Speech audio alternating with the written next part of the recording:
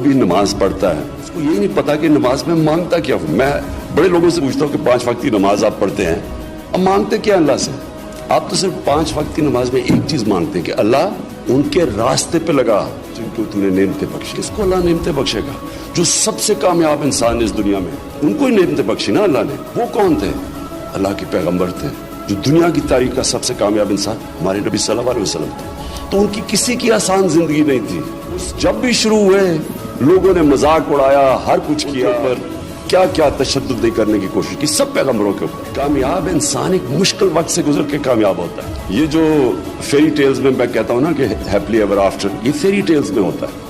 زندگی کے اندر جس دن آپ کی سٹرگل ختم ہوتی ہے آپ کی زندگی نیچے چلی جاتی ہے. زندگی میں پلیٹو نہیں ہوتا, یا آپ اوپر جا رہے ہیں یا نیچے آ رہے ہیں. جب تک آپ کی سٹرگل ہے آپ اوپر جاتے رہتے ہیں, کیونکہ اللہ نے جتنی پاور دی ہے انسان میں, جتنی صلاحیت دی ہے, وہ نکلتی تب ہے جب وہ انسان اپنے آپ کو چیلنج کرتا ہے.